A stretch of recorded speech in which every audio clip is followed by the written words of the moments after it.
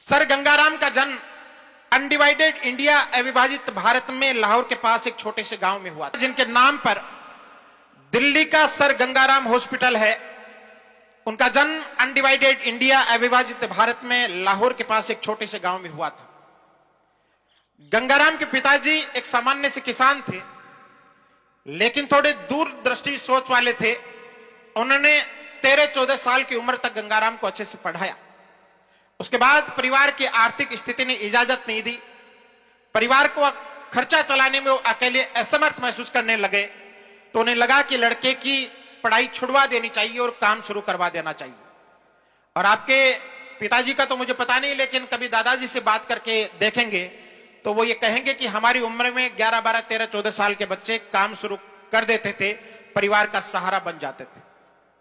गंगाराम के गांव के एक आदमी लाहौर के चीफ इंजीनियर के ऑफिस में बाबू का काम करते थे। एक दिन वो गांव आए हुए थे, तो गंगाराम के पिताजी लाला दौलतराम ने उन बाबू से निवेदन किया कि मेरा लड़का 13-14 साल का हो गया, थोड़ा पढ़ भी लिया है, आप इसको लाहौर में कोई छोटा मोटा काम दिलवा दो ताकि ये थोड़ा सा मेरा सहारा बन जाए, मैं भी थोड़ा सा ठीक से जीने लग जाऊं।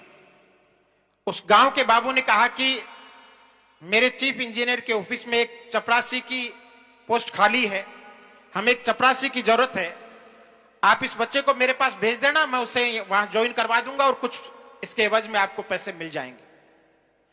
गंगाराम के पिताजी दौलतराम ने 15-20 दिन मंथन करने के बाद एक दिन गंगाराम को लाहौर के लिए रवाना कर दिया, उस चीफ इंजीनियर के ऑफिस के लिए।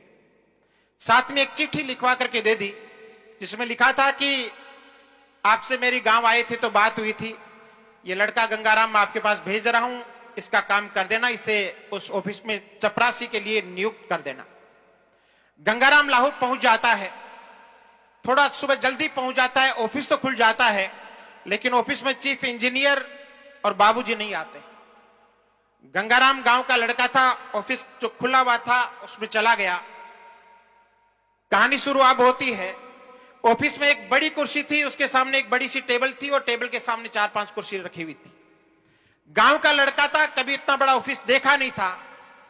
उसने अपना कॉमन सेंस काम में लिया और सोचा कि ये एक कुर्सी तो कोई एक अकेला आदमी आता है उसके लिए लगी हुई है, और कोई 4-5 आदमी ग्रुप में आते हैं उनके लिए 4-5 कुर्सियां एक साथ लगी हुई हैं।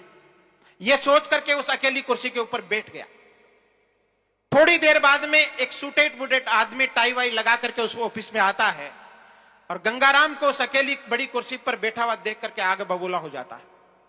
उस पर झल्लाता है, चिल्लाता है कि गांव के गंवार, तेरी हिम्मत कैसे होगी इस कुर्सी पर बैठने की, तेरी औकात नहीं है इस कुर्सी पर बैठने की। और उससे झाड़ करके एक अच्छे से थप्पड़ गंगाराम के गाल पे उसने लगा दिया। वो व्हील चेयर थी, चेयर घूमी और गंगाराम अपनी जगह घूम गया। मायूस गंगाराम वहां से सिर झुका करके बाहर निकलता है। जब ऑफिस के गेट से बाहर निकलता है तो गांव के वो बाबूजी सामने नजर आते हैं। गंगाराम सिर झुका लेता है। बाबूजी सोचते हैं कि गांव का लड़का है, काम मांगते हुए शर्मिंदा महसूस कर रहा होगा, तो उसको हौसला देने के लिए कहा कि गंगाराम चिंता मत कर, तू जिस काम से आया तेरा काम हो जाएगा। मैं ध्यान चाहूंगा आप सभी का, बाबू गांव का ये कहता है कि तू जिस काम से आया था शर्मिंदा मत हो, तेरा काम हो जाएगा। गंगाराम कहता है अंकल जी, चूंकि वो उसके गांव कहते हैं, अंकल जी काम आया तो और था, लेकिन अब काम बदल गया है।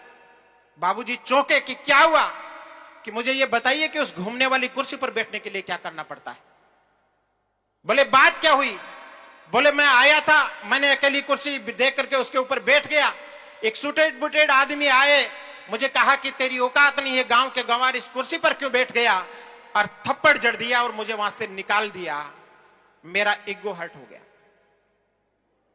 बाबूजी ने सोचा कि थोड़ा जोश में आ गया होगा, थोड़ी देर बाद में शांत हो जाएगा, जैसे कई बार मोटिवेशनल सेमिनार्स के बाद आप जोश में आते हो और 2-3 दिन बाद शांत हो जाते हो। उन्होंने थोड़ा समझाया कि देख गंगाराम, ये अपने बस की बात नहीं है, बहुत ज्यादा पढ़ाई करनी पड़ती है, इंजीनियरिंग करनी पड़ती है, वो चीफ इंजीनियर की कुर्सी है, तब जाकर वहां बैठा जाता है। थोड़ा उसको समझाने की कोशिश की। गंगाराम ने कहा अंकल कुछ भी करना पड़ता होगा, बैठना अब उसी कुर्सी पर है, काम बदल गया है, पढ़ाई गंगाराम करेगा, पिताजी का थोड़ा आर्थिक सहयोग आप करना, बाबूजी बात को पकड़ गए कि बात गहरे से चुभ गई है। उन्होंने कहा गंगाराम अब तो काम वही करेंगे। उस समय अविभाजित भारत में रुड़की में जो आज का आईआईटी रुड़की हुआ, वो पहले सामान्य इंजीनियरिंग कॉलेज था, फिर रुड़की यूनिवर्सिटी बना, बाद में आजादी के बाद आईआईटी रुड़की बना। वहां का नाम प्रचलित था।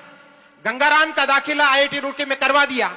गंगाराम ने वहां से बीटेक किया और इतिहास गवाह है। होली की छुट्टियों में घर जाओ तो गूगल करके देखना, वही गांव का छोरा गंगाराम लाहौर के उस चीफ इंजीनियर की कुर्सी के ऊपर बैठा और आगे चल करके the father of modern Lahore कहलाया।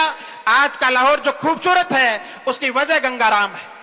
अंग्रेज सरकार उसके काम से इतनी प्रभावित हुई कि उसने गंगाराम को सर की उपाधि दी, राय बहादुर की उपाधि दी। उसके बाद में समाज सेवा के इतने काम गंगाराम ने करवाए। दिल्ली का सर गंगाराम हॉस्पिटल उसी गंगाराम का ट्रस्ट चलाता है। और तब जाकर कोई कवि लिखता है कि कुछ गांव से आए हैं, कुछ घाटी से आए हैं और इन बड़ी कुर्सियों पे बैठे सारे लोग माटी से आए। आप सारे लोग माटी से निकले हुए लोग हैं। आज के इस कार्यक्रम के माध्यम से ये मुठ्ठियां बंद करके निकले हैं कि हम आने वाले कल में अपने परिवार की पहचान बनाएंगे। मेरे परिवार को मेरे नाम की वजह से पहचाना जाएगा।